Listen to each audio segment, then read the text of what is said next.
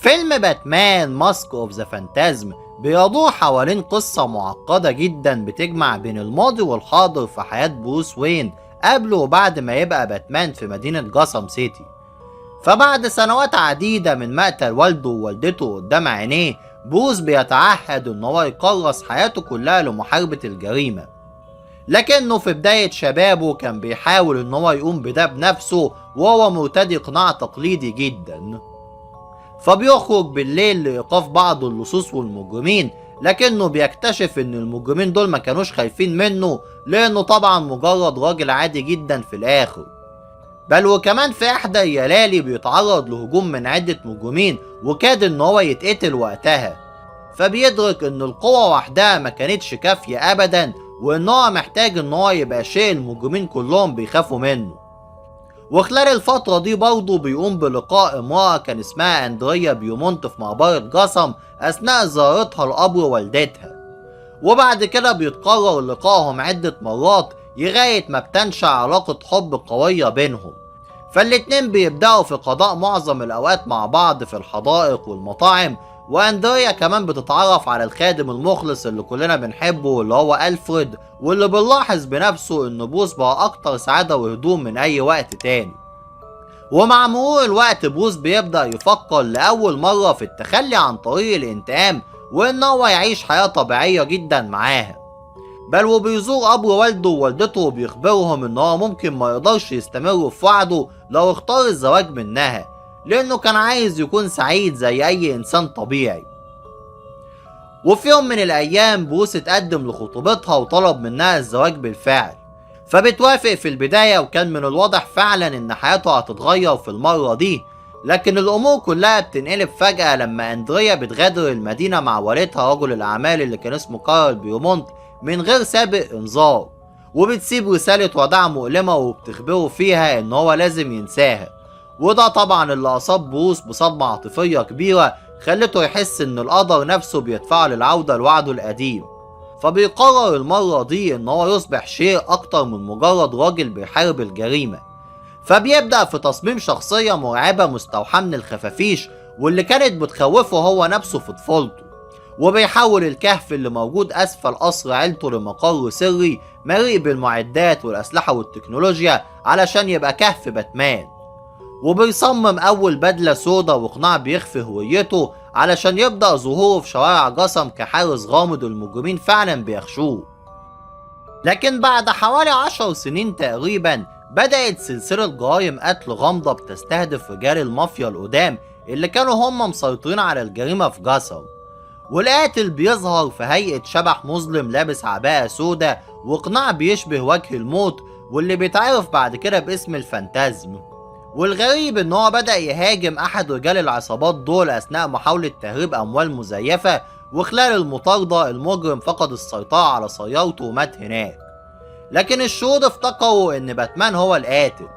فالسياسي اللي كان اسمه ارثر ريفز استغل الحادث ده واعلن ان باتمان فعلا هو اللي بقى خطر على المدينة ولازم يتقبض عليه. وبعدها كمان اتقتل مجرم تاني في المقبرة على ايد الفانتازم، في حين ان الحراس برضه افتكروا ان القاتل هو باتمان. ولما باتمان وصل علشان يحقق وقف لحظة قدام قبر والده ووالدته مسترجعا ذكريات الماضي، قبل ما يتفاجئ بظهور اندريا من تاني واللي رجعت لجاثام بعد سنوات طويلة. ومع استمرار التحقيقات باتمان بنفسه اكتشف ان كل الضحايا دول كانوا جزء من عصابة قديمة كانت بتضم رجال اعمال ومجرمين، واللي والد اندريا كان اقترض منهم مبلغ كبير قوي وبعدين اختفى بعد اتهامه بالاختلاس منهم، وده اللي اجبره على الهروب مع بنته خارج البلاد. بس في نفس الوقت زعيم المافيا العجوز اللي كان اسمه فالستري بدأ يحس بالخوف من ان هو ممكن يكون الهدف التالي للفانتازم. فحاول طلب المساعدة من السياسي ريفز لكنه رفض مساعدته. فبيلجأ في لأسه لأخطر مجرم في المدينة وممكن أخطر مجرم في التاريخ كله كمان، وهو الجوكر. وعرض عليه ملالين الدولارات علشان يقتل باتمان. لكن لما الفانتازم وصل لشقة فالستري علشان يقتله اكتشف ان الجوكر سبقه وقتله بالفعل، بل وكمان حط كاميرا سرية على الجثة علشان يكشف هوية القاتل الحقيقي. وبعدين بيفجر المكان كله في محاولة لقتل الفانتازم، لكن الشخصية الغامضة دي بتنجو من الانفجار وبتختفي قبل ما باتمان ما يوصل.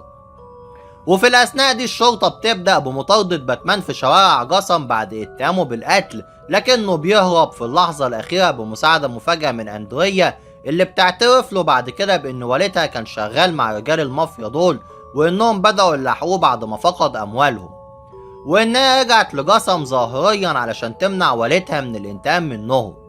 لكن بروس بيكتشف بعد كده من صورة قديمة لرجال العصابة إن واحد من الحراس اللي كانوا شغالين معاهم هو نفس الراجل اللي اتحول بعد كده للجوكر في حادث غامض، وده معناه إن الماضي الإجرامي للجوكر كان مرتبط بكل الأحداث دي من الأساس.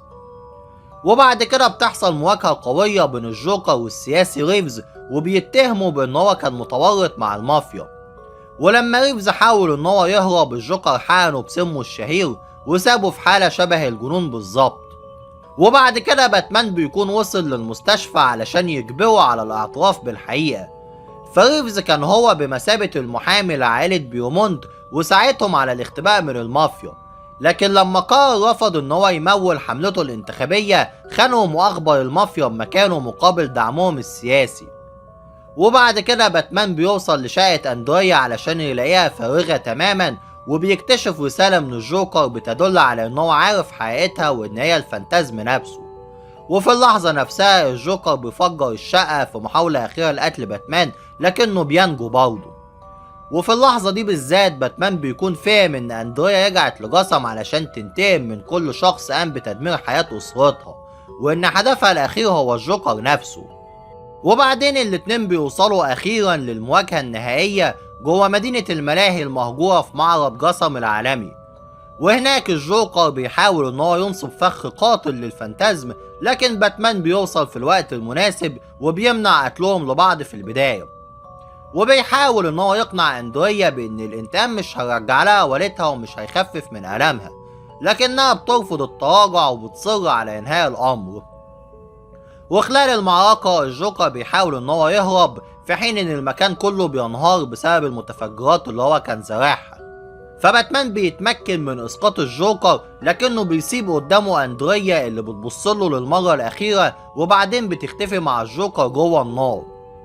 وبعد كده المعرض كله بينفجر من حواليهم، بس بروس بينجو بصعوبة وبيرجع وهو متحطم نفسيا لكهف باتمان، والخادم المخلص ألفريد بيواسيه وبيقوله إن أندريا هي اللي اختارت طريقها بنفسها وإن هو ما كانش هيقدر ينقذها من الانتقام. بس قبل ما يغادر بروس بنلاقي قلادة قديمة سابتها أندريا واللي كانت جواها صورة ليهم مع بعض لما كانوا سعداء جدا في الماضي، فبيدرك إن هي مازالت بتحبه رغم كل شيء.